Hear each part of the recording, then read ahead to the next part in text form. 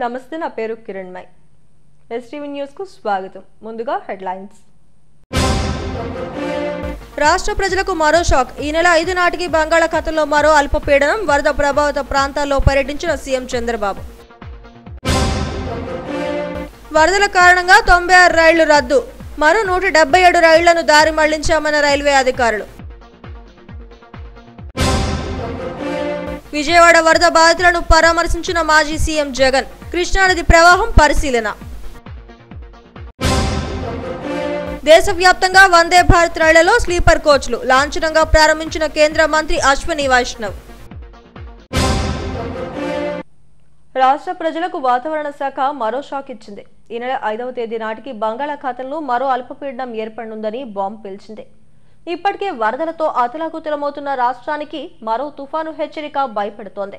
వరద ప్రభావిత ప్రాంతాల్లో ముఖ్యమంత్రి చంద్రబాబు ప్రొక్లైనర్లపై పర్యటించి సహాయక చర్యలను పర్యవేక్షిస్తున్నారు. ఇప్పటికే వర్షాలతో ఇబ్బందులు పడుతున్న ప్రజలకు వాతావరణ శాఖ మరో షాకింగ్ న్యూస్ చెప్పింది. ఈ నెల 5వ తేదీన పశ్చిమ మధ్య బంగాళాఖాతంలో మరో అల్పపీడనం ఏర్పడే సూచనలు ఉన్నట్లు వెల్లడించింది. కోస్తాంధ్ర తీరాన్ని ఆనుకుని ఏర్పడనున్న అల్పపీడన ప్రభావంతో ఏపీలో మళ్లీ వర్షాలు కురిసే అవకాశాలు ఉన్నాయి. ఇప్పటికే వర్షాలతో అతలాకుతలమైన రాష్ట్రాల్లో చాలా వరకు నష్టం ఏర్పడింది. ఇప్పటి వరకు 9 మంది ప్రాణాలు కోల్పోయారు. పంటలు నీట మునిగాయి. కొండ చర్యలు విరిగిపడి ఇళ్లు నేలమట్టమయ్యాయి. జలాశయాలు గరిష్ట స్థాయిలోకి చేరుకోవడంతో నీటిని కిందకు వదిలారు. దీంతో లోతట్టు ప్రాంతాలు జల దిగ్బంధంలో చిక్కుకున్నాయి. విజయవాడలో కృష్ణానది గట్టు కండిపడింది. దీంతో పరిస్థితి మరింత దయనీయంగా మారింది. ఈ ప్రాంతంలో ముఖ్యమంత్రి చంద్రబాబు ప్రొక్లైనర్ల మీద పర్యటించారు. మరోవైపు బీజేపీ రాష్ట్ర అధ్యక్షురాలు పురంధేశ్వరి ప్రకాశం బ్యారేజీ వరద నీటిని పరిశీలించారు. హోంమంత్రి అనిత సహాయక చర్యలను పర్యవేక్షించారు. మరోవైపు కేంద్రం నుంచి వివిధ రాష్ట్రాల నుంచి ఎన్డీఆర్ఎఫ్ బృందాలు సహాయక చర్యల్లో పాల్గొన్నాయి. హెలికాప్టర్లు రంగంలోకి దిగాయి.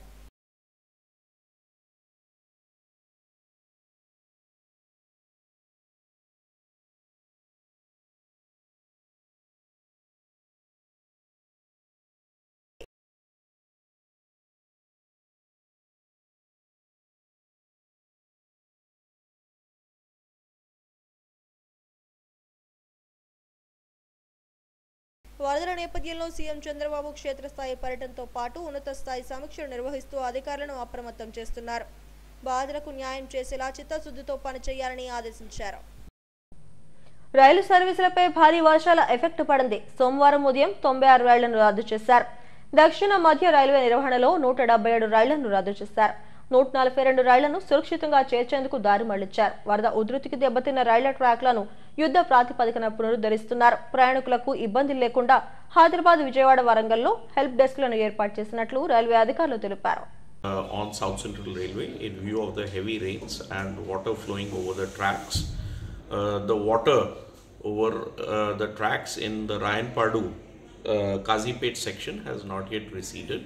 However, near Gonadala, near Vijayawada, the waters have receded and 2 tracks are operational presently at restricted speed.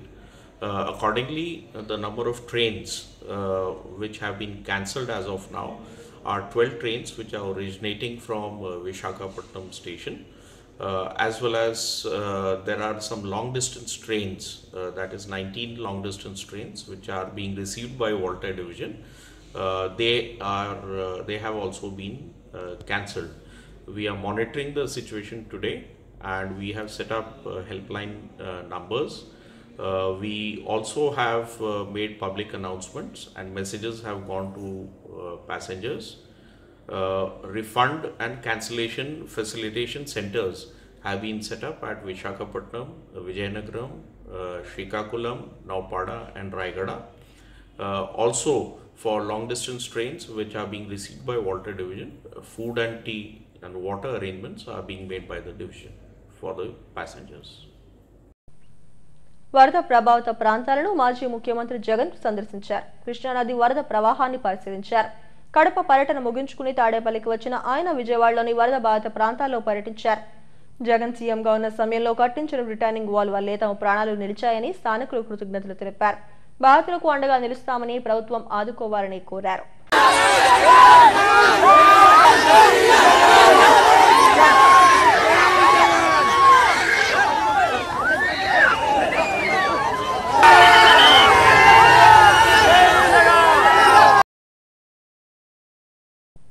Vande Bharat రైళ్లలో స్లీపర్ కోచ్లు ప్రయాణికులకు అందుబాటులోకి వచ్చాయి.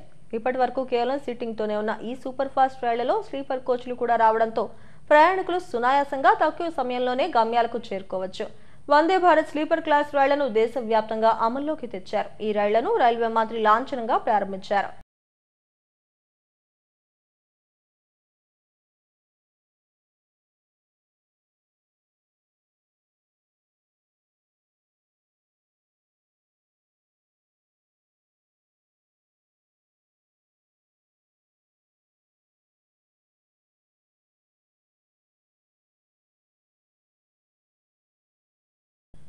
డిప్యూటీ సీఎం పుట్టినరోజు వేడుకలను జన సైనికులు వినూత్న రీతిలో నిర్వహించారు.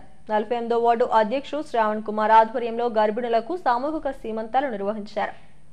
మహిళల పట్ల తమ నాయకుడికి ఉన్న అభిమానాన్ని గుర్తు చేసుకుంటూ ఈ కార్యక్రమం నిర్వహించామని శ్రావణ్ తెలిపారు. ఈ కార్యక్రమంలో ఉత్తర ఇన్ఛార్జ్ ఉషా కిరణ్ తదితరులు పాల్గొన్నారు.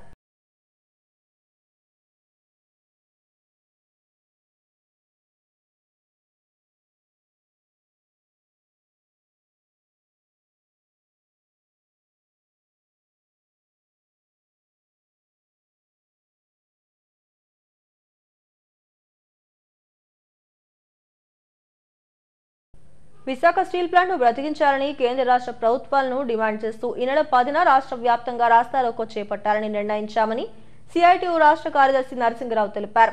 ప్రజలు కార్మిక సంఘాలు విజయవంతం చేయాలని పిలుపునిచ్చారు. జగదంబ సిఐటియు కార్యాలయంలో మీడియాతో మాట్లాడారు. గత వైసీపీ ప్రభుత్వం స్టీల్ ప్లాంట్ రక్షణ కోసం నిజాయితీగా కృషి చేయలేదని అన్నారు. ప్లాంట్కు రోజుకు 15 కోట్ల నష్టం వాటిల్లుతోందని ఆందోళన వ్యక్తం చేశారు. భారీ ప్రభుత్వ రంగ పరిశ్రమను కాపాడుకునేందుకు అందరూ ఉద్యమించాలని పిలుపునిచ్చారు. ఈ కార్యక్రమంలో కుమార్ తదితరులు పాల్గొన్నారు. స్టీల్ ప్లాంట్ కేసు కాదు, గత ప్రభుత్వం ఈ విధానం మీద కేంద్ర ప్రభుత్వం మీద పోట్లాడలేకపోయింది, విఫలం చెందింది. అందుకనే గాజువాకలో రాష్ట్రంలో ఎక్కడా రానటువంటి మెజారిటీ ప్రజలు ఇవ్వడానికి కారణం విశాఖ స్టీల్ ప్లాంటే. ఈ విషయాన్ని మేము చెప్పడం కాదు, గెలిచినటువంటి శ్రీనివాస్ గారే స్వయంగా ఒప్పుకోవడం జరిగింది. కానీ ఇప్పుడు 3 మాసాలు అయినప్పటికి కూడా ఇందులో మార్పు ఏమీ రాలేదు. ప్రతిరోజు 15 కోట్ల రూపాయల నష్టం తీసుకొస్తున్నారు. ఉత్పత్తి తగ్గించారు. ఇది దుర్మార్గమైనటువంటి చర్య. ఉత్పత్తి పెంచితే లాభాలు వస్తాయి. కార్మికులని అదనంగా కొత్త వాళ్ళని తీసుకోవాలి. అది నిరంతరం న్యూ బ్లడ్, కొత్త రక్తం నిరంతరం ప్రవహిస్తుంటుంది. పబ్లిక్ సెక్టార్లో నిరంతరం రిక్రూట్మెంట్ ఉంటుంది. కానీ 5 ఏళ్ల నుంచి రిక్రూట్మెంట్ లేదు. నిర్వాసితులకు ఒక్కరికి ఉద్యోగం ఇవ్వలేదు. అన్ని రకాలుగా కూడా దారుణమైనటువంటి పరిస్థితి తీసుకురావడానికి ఈరోజు విశాఖ స్టీల్ ప్లాంట్ని అన్యాయం చేయడానికి కేంద్ర ప్రభుత్వం కుట్ర చేస్తూ ఉంది. అందుకనే సెప్టెంబర్ 10వ తేదీన రాష్ట్ర వ్యాప్తంగా పోరాట కమిటీ ఆధ్వర్యంలో పోట్లాడి 1% కూడా విశాఖ స్టీల్ ప్లాంట్ ప్రైవేట్ కాకుండా కాపాడుకున్నాం. ఇప్పుడు కూడా రాష్ట్ర ప్రభుత్వాన్ని అడుగుతున్నాం, రాష్ట్ర ప్రభుత్వాన్ని కోరుతున్నాం. మీ చేతిలో బ్రహ్మాండమైనటువంటి శక్తి ఉంది. రాష్ట్ర ప్రభుత్వం రాష్ట్రంలో ఉన్నటువంటి తెలుగుదేశం ఆధ్వర్యంలోనే కేంద్ర ప్రభుత్వం కూడా నడుస్తూ ఉంది. కేంద్ర ప్రభుత్వం ఎన్డీఏలో మీరు భాగస్వాములుగా ఉన్నారు. ప్రభుత్వం మీద ఒత్తిడి తీసుకొచ్చి ఇప్పుడైనా చేయకపోతే అత్యంత ఏకైక భారీ స్టీల్ ప్లాంటు, అన్ని పరిశ్రమలకు మణిహారం, ఈ ప్రాంతం అంతా అభివృద్ధి అవడానికి కీలకమైనటువంటి వైజాగ్ స్టీల్ ప్లాంట్ని మనం కోల్పోతాం. మునిగిపోకుండా కాపాడాలని రాష్ట్ర ప్రభుత్వాన్ని కోరుతున్నాం. తప్పనిసరైన పరిస్థితుల్లో పోరాట కమిటీ ఈరోజు పోరాటానికి పిలిపించింది. దాని ప్రకారం సెప్టెంబర్ 10వ తేదీ రాస్తారోకోలను జయప్రదం చేయడానికి అన్ని ప్రజా సంఘాలు, పార్టీలు, ప్రజలు అందరూ కూడా సంపూర్ణంగా సహకరించాలని పోరాట కమిటీ తరఫు నుంచి విజ్ఞప్తి చేస్తున్నాం. అలాగే రియాక్టర్ల యొక్క క్వాలిటీలు సక్రమంగా లేదు, పైపులు మార్చడం లేదు, సకాలానికి మెయింటెనెన్స్ లేదు, రియాక్టర్లని సక్రమంగా వినియోగించడం లేదు. ఈ లోపాలన్నింటినీ కూడా అత్యంత ఘోరమైనటువంటి విషయం. ఆ రోజు యాసిడ్ పేలడానికి ప్రధానమైన కారణం ఎలక్ట్రిక్ ప్యానెల్ అక్కడ ఉండడం. ఇది డిజైన్లో లోపం. అందువల్ల ప్రతిదీ కూడా యాజమాన్యం యొక్క నిర్లక్ష్యం వల్లనే ప్రమాదాలు జరుగుతున్నాయి. ఎల్జీ పాలిమర్స్ యాజమాన్యం చేసినటువంటి తప్పులు ఒకటి కాదు, 6 కమిటీలు ఏకగ్రీవంగా ఇన్ని తప్పులు చేశారని 100 తప్పులు వారు చూపించడం జరిగింది. కానీ అదే ఎల్జీ పాలిమర్స్కి శ్రీ సిటీలో తీసుకెళ్ళి సన్మానం చేసి మరీ కంపెనీ పెట్టించారు. ఇది తప్పు చేసిన వాడి మీద చర్యలు తీసుకోవాలి, తప్పు చేసిన వాడి మీద యాక్షన్ తీసుకోవాలి. 17 మంది ప్రాణాలకు తీసుకున్నటువంటి ఎసెన్షియో యాజమాన్యాన్ని ఎందుకు అరెస్ట్ చేయరు? ఇప్పటికీ కూడా అరెస్ట్ చేసే ధైర్యం ఎందుకు ఈ రాష్ట్ర ప్రభుత్వానికి లేదు? మేము యజమానుల పక్షం, కార్పొరేట్ల పక్షం అని చెప్పుకునేటువంటి విధంగా ప్రభుత్వం వ్యవహరిస్తుంది. సీఎం గారు కార్మిక శాఖ రివ్యూ జరిపారు ఈ వారంలో జరిపినటువంటి రివ్యూలో థర్డ్ పార్టీ ఆడిట్ చేయాలి అని చెప్తున్నారు. థర్డ్ పార్టీ ఆడిట్ అనేది బోగస్. అది ఎవడైనా ఈరోజు కొంతమంది రిటైర్ అయినటువంటి వాళ్ళు డబ్బులు ఇస్తే సర్టిఫికేట్ ఇస్తారు. అట్లాంటి సర్టిఫికేట్లు పెట్టుకొని ఈరోజు ఈ కంపెనీలన్నీ కూడా నడుపుతున్నారు. అందుకని మళ్ళా దాన్నే థర్డ్ పార్టీ. దేశాభివృద్ధికి ప్రగతికి భాషా సాహిత్య రంగాలు ఎంతో కీలక పాత్ర పోషిస్తాయని ప్రముఖ భాషావేత్త డాక్టర్ సుసర్ల శారదాపూర్ణ తెలిపారు. శారదాపూర్ణను బరంపురం విశ్వవిద్యాలయం డీలిట్ పురస్కారంతో గౌరవించిన సందర్భంగా విశాఖ సాహితీ సంస్థ పౌర గ్రంథాలయంలో అభినందన సభను నిర్వహించింది. తెలుగు సంస్కృత భాషలో విస్తృత పరిశోధన చేసి PhD సాధించిన ఆమె దేశ విదేశాల్లో అవగాహన కల్పిస్తున్నారు. విశాఖలోని విద్యాభ్యాసం నుండి PhD వరకు తన ప్రయాణం కొనసాగిందని శారదాపూర్ణ తెలిపారు. తల్లిదండ్రులు, ఆచార్యుల మార్గదర్శకం, కుటుంబ సభ్యుల ప్రోత్సాహంతో ఈ గౌరవం లభించిందన్నారు. ఈ కార్యక్రమంలో సంస్థ కార్యదర్శి శంకర్ నీలు, కళాభారతి కమిటీ సభ్యులు రామ్, గోపాల్ తదితరులు పాల్గొన్నారు. ఎందుకంటే నా స్వార్థం ఉంది కొంచెం, మహిళలు ఈ విధంగా ఇంతటి విజయాన్ని సాధిస్తున్నారు అంటే మాకు చాలా సంతోషదాయకమైనటువంటి విషయం. ఈరోజు విశాఖ సాహితీ తరఫున, విశాఖ సాహిత్యం అనేది విశాఖలో ఒక ప్రసిద్ధమైనటువంటి సాహిత్య సంస్థ, 54 సంవత్సరాలు సుదీర్ఘమైనటువంటి సాహిత్య ప్రస్తావన కలిగినటువంటిది. ఎంతోమంది మహనీయుల చేతిలో నడుస్తూ ఈ విధమైనటువంటి అభ్యుదయాన్ని సాధించినటువంటి సంస్థ. ఈ సంస్థ ద్వారా ఈ రోజున డాక్టర్ సుసర్ల శారదాపూర్ణ ఇది గౌరవ డాక్టరేట్ అయినప్పటికీ కూడా, గౌరవం అనేటువంటిది కానీ మనకి మామూలుగా కళాప్రపూర్ణ, ఆనరీ డీలింగ్ అటువంటిది కాదు. చాలా పరిశోధన చేసి, విస్తృతమైనటువంటి పరిశోధన చేసి డీలింగ్ పట్టాన్ని పొందినటువంటి ఈ సందర్భంలో ఆమెని సత్కరించాలని. ఇందులో ముఖ్యమైన విషయం ఏమిటి అంటే, మొదటి ప్రకరణంలో మనం ఊహించినప్పుడు ఆ ఊహ ఏ విధంగా మారుతోంది. ఆయుర్వేద శాస్త్రంలో ఒక విషయం ఉన్నది, అది మనం ఇక్కడ స్మరించుకోవలసిన అవసరం ఉంది. అందుకని చెప్తున్నాను. అదేంటంటే, మనం ఉచ్ఛ్వాస నిశ్వాసాలు, ఒక్కొక్క ఉచ్ఛ్వాస నిశ్వాసానికి అంటే ఒక ఊపిరికి 6 సెకండ్ల కాలం పడుతుంది. అటువంటప్పుడు ఒక రోజులో ఎన్నిసార్లు మనం ఊపిరి పీల్చి వదులుతాము అంటే 21,600 సార్లు మనం ఊపిరి పీలుస్తాం 24 గంటల్లో. సంవత్సరంలో ఎంత? మన జీవితకాలం సరాసరి తీసుకున్నట్లయితే 75 సంవత్సరాలు అనుకున్నట్లయితే ఎన్నిసార్లు ఊపిరి పీల్చి వదులుతాం? ఒక్కొక్క ఊపిరి పీల్చి వదిలే నాటికి ఎన్ని ఊహలు వస్తాయి, ఎన్ని ఊహలు మనకి భావాలుగా మారుతాయి, ఎన్ని భావాలు మనకి సృజనాత్మక ఆలోచనలుగా మారుతాయి, అవి ఎన్ని కార్యాచరణకు వస్తాయి. ఈ విషయాలన్నీ మొదటి ప్రకరణలో చెప్పాను. రెండవ ప్రకరణలో వేదం దీన్ని ఏమని అంటోంది. ఈరోజు ప్రసిద్ధమైనటువంటి university of Vedic applied sciences అనేటువంటి విశ్వవిద్యాలయం వారు, మీకు అందరికీ ఇప్పుడు అంతర్జాలంలో అందరికీ అన్నీ పరిచయమే, వారి ద్వారా వారి సహకారంతో నేను ఈ విషయం మీద ముందుకు వెళ్ళాను.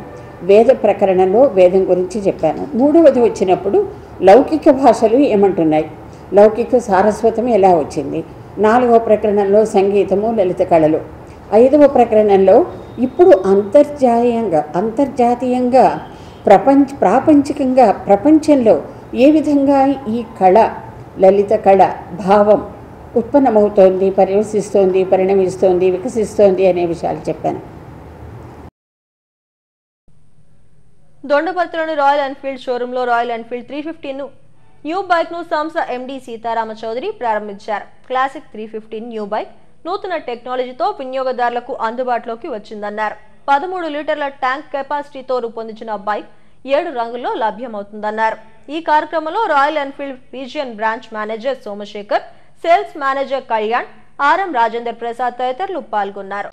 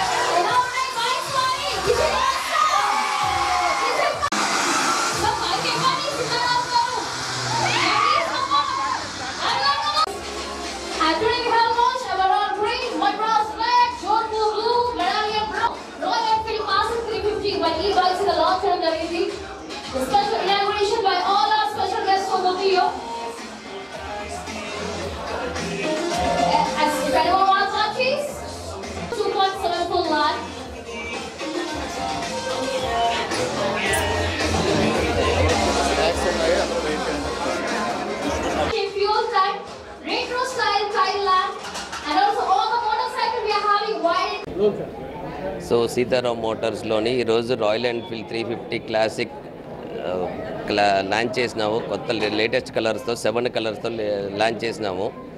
సో ఇది వరల్డ్ ప్యూరెస్ట్ మోటార్ సైకిల్ 1901 నుంచి ఉంది. 123 ఇయర్స్ ఓల్డ్ కంపెనీ. మేము సీతారాం మోటార్స్ తరపు నుంచి 11 మోడల్స్ మేము అవైలబిలిటీ స్టోర్లో అరేంజ్ చేసినాము. మా దగ్గర అన్నీ ఉన్నాయి. మేము 6 సర్వీస్ నెట్వర్క్స్లో మేము సీతారాం మోటార్స్ రన్ చేస్తున్నాం. ఇప్పటి వరకు సీతారాం మోటార్స్ నుంచి 11,000 మోటార్ బైక్స్ మనం సేల్ చేసాము. సో దానికి కస్టమర్లందరికీ ధన్యవాదాలు తెలుపుకుంటున్నాం సార్. వరద ఉధృతి ఎక్కువగా ఉన్న విజయవాడ ప్రాంతాల్లో సహాయక చర్యలను ప్రభుత్వం ముమ్మరం చేస్తుందని టీడీపీ రాష్ట్ర అధ్యక్షుడు పల్లా శ్రీనివాసరావు అన్నారు. ఎన్టీఆర్ భవన్లో మీడియాతో మాట్లాడారు. సహాయక చర్యల్లో భాగంగా విజయవాడలో 110 బోట్లు ఏర్పాటు చేశామన్నారు. కేంద్రం నుంచి 10 NDRF బృందాలు వచ్చాయని, 6 హెలికాప్టర్లు సహాయక చర్యల్లో పాల్గొన్నాయన్నారు. తమిళనాడు, ఒడిశా, పంజాబ్ నుంచి కూడా NDRF బృందాలు సహాయం చేస్తున్నాయన్నారు. ఇలా చేస్తుంటే మాజీ సీఎం జగన్ విమర్శలు చేయడం సిగ్గుచేటన్నారు. గత ప్రభుత్వం చేసిన పాపాలే ప్రస్తుతం విజయవాడ దుస్థితికి కారణమని విమర్శించారు. గోదావరి ప్రాంతాల్లో వరదలొస్తే జగన్ గట్టు నుంచి వెళ్లిపోయారని ఎద్దేవా చేశారు. పోలవరం ప్రాంతంలోని ముంపు గ్రామాల్లో జగన్ పర్యటించలేదని విమర్శించారు. ఎదుర్కోవడానికి కావాల్సినటువంటి అన్ని చర్యలు తీసుకోవాల్సిందిగా వారు ఆ రోజే ఆదేశాలు ఇవ్వడం జరిగిందని చెప్పి ఈ సందర్భంగా తెలియజేస్తున్నాం.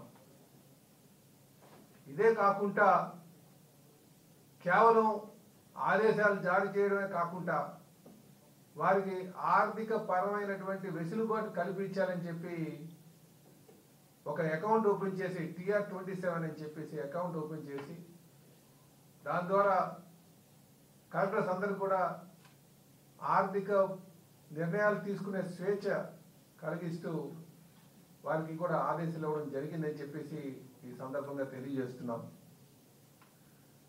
కానీ జనరల్గా ముఖ్యమంత్రులు కొంతమంది జగన్ ఫేక్ జగన్ లాంటి ముఖ్యమంత్రులు ఏం చేస్తుంటారంటే ఆదేశాలు జారీ చేస్తుంటారు, కానీ కావాల్సిన నిధులు ఇవ్వరు. కానీ చంద్రబాబు నాయుడు గారు ఆదేశాలతో పాటు వారికి నిధులు కూడా సమకూర్చడం జరిగిందని చెప్పేసి తెలియజేస్తున్నాం. ఇదే కాకుండా సహాయ చర్యల్లో భాగంగా 110 అక్కడికి, ఎందుకంటే నీటిలో మునిగి ముంపు గురైనటువంటి ప్రాంతాలు ఉన్నాయి కనుక వారిని చేరుకోవడానికి కోసం 110 బోట్లు కూడా ఏర్పాటు చేయడం జరిగింది. అలాగే టెర్రస్ లో చిక్కుపోయినటువంటి వారిని 6 హెలికాప్టర్ల ద్వారా స్టాండ్ బై పెట్టి వాళ్ళు కూడా సహాయ చర్యలు తీసుకునేటట్టుగా వాళ్ళ ఆదేశాలు ఇవ్వడం జరిగింది. ఇవే కాకుండా మన దగ్గర ఉన్నటువంటి సిబ్బందితో కాకుండా, అంటే సిబ్బందితో వారితో చేయిస్తూ కేంద్ర ప్రభుత్వం నుంచి కూడా NDRF టీములు తేవడం జరిగింది. సుమారు 10 బృందాలు తేవడం జరిగింది. 3 బృందాలు తమిళనాడు నుంచి, 4 బృందాలు ఒరిస్సా నుంచి, పంజాబ్ నుంచి, మరో 3 బృందాలు ఒరిస్సా నుంచి తెప్పించడం జరిగింది. ఎందుకంటే NDRF టీం అంటే వాళ్ళకి ఇలాంటి సహాయ చర్యలు తీసుకోవడంలో దిట్లు కనుక అలాంటి వారితో చేయించాలి, త్వరితగతిన చేయడానికి ఆస్కారం ఉంటుందని చెప్పేసి మరి కేంద్ర ప్రభుత్వాన్ని ఆ సహకారం కోరి వాళ్ళ నుంచి ఆ టీమ్స్ కూడా తెప్పించడం జరిగింది. ఇన్ని చేస్తుంటే జగన్మోహన్ రెడ్డి గారు వచ్చి ఇలాగా ఏదైతే వాతావరణ శాఖ హెచ్చరికలు వీళ్ళు పక్కదో వాళ్ళు పట్టించుకోలేదని చెప్పడం చాలా దారుణం అని చెప్పి మేము తెలియజేస్తున్నాం. గతంలో కూడా విశాఖపట్నం ప్రాంతంలో ఉదూదు వచ్చినప్పుడు కూడా ఆ రోజు ముఖ్యమంత్రిగా ఉన్నటువంటి చంద్రబాబు నాయుడు గారు సుమారు 1 వారం రోజులు ఆయన కలెక్టర్ ఆఫీస్లోనే బస్సులోనే ఉండి చర్యలు తీసుకున్నటువంటి విషయం మర్చిపోయారు చాలా జగన్మోహన్ రెడ్డి గారు. కనుక ఎప్పుడైనా సరే ఒక క్రైసిస్ వస్తే దాన్ని ప్రజలకు అందుబాటులో ఉండేటట్టుగా దాన్ని ఆ క్రైసిస్ని ఆపర్చునిటీగా మలుచుకొని ఒక ఆదర్శంగా తీసుకెళ్ళగలిగినటువంటి వ్యక్తి చంద్రబాబు నాయుడు గారు అన్న సంగతి గమనించాలని చెప్పేసి ఈ సందర్భంగా తెలియజేస్తున్నాం. అసలు ఈరోజు ఆ ముంపుకు గురి కావడానికి ప్రధానమైన కారణం వైసీపీ ప్రభుత్వమే.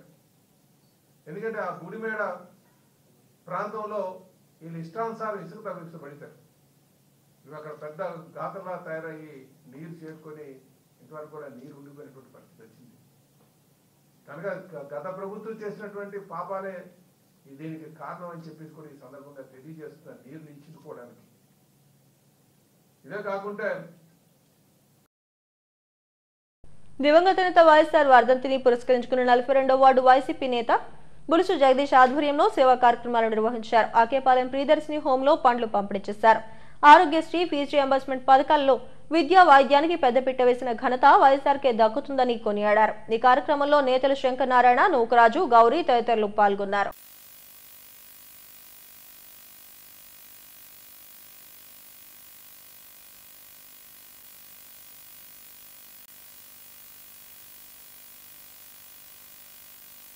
నా పేరు బులుసు జగదీష్, మాజీ కార్పొరేటర్ని. ఈనాడు 42వ వార్డులో వార్డు కార్యకర్తలు అందరము కూడా కలిసి దివంగత మహానేత డాక్టర్ వైఎస్ రాజశేఖర రెడ్డి గారి యొక్క 15వ వర్ధంతి కార్యక్రమాన్ని ప్రియదర్శిని వృద్ధుల ఆశ్రమంలో జరపడం జరిగింది. ఆరోగ్యశ్రీ అంటే గుర్తొచ్చేటువంటి వ్యక్తి డాక్టర్ వైఎస్ రాజశేఖర రెడ్డి గారు. ఫీజు రియంబర్స్మెంట్ అంటే తలుచుకునేటువంటి వ్యక్తి డాక్టర్ వైఎస్ రాజశేఖర రెడ్డి గారు. రైతులకు సంబంధించినటువంటి భరోసా అంటే గుర్తొచ్చేటువంటి మహానేత డాక్టర్ వైఎస్ రాజశేఖర రెడ్డి గారు. అనేకమైనటువంటి సంక్షేమ కార్యక్రమాల్ని బడుగు బలహీన వర్గాల కోసం, పేద వర్గాల కోసం, మైనారిటీల వర్గాల కోసం 4% రిజర్వేషన్లు కూడా అమలు చేసినటువంటి వ్యక్తి డాక్టర్ వైఎస్ రాజశేఖర రెడ్డి గారు. అటువంటి వ్యక్తిని నిరంతరం స్మరించుకుంటూ హెడ్లైన్స్ మరోసారి. రాష్ట్ర ప్రజలకు మరో షాక్. ఈ నెల 5 నాటికి బంగాళాఖాతంలో మరో అల్పపీడనం, వరద ప్రభావిత ప్రాంతాల్లో పర్యటించిన సీఎం చంద్రబాబు. వరదల కారణంగా 96 రైళ్లు రద్దు, మరో 177 రైళ్లను దారి మళ్లించామన్న రైల్వే అధికారులు. విజయవాడ వరద బాధితులను పరామర్శించిన మాజీ సీఎం జగన్. కృష్ణానది ప్రవాహం పరిశీలన. దేశవ్యాప్తంగా వందే భారత్ రైళ్లలో స్లీపర్ కోచ్లు లాంఛనంగా ప్రారంభించిన కేంద్ర మంత్రి అశ్విని వైష్ణవ్. ఈ వార్త ఇంతటితో సమాప్తం. మరిన్ని వార్తా విశేషాల కోసం చూస్తూనే ఉండండి STV న్యూస్.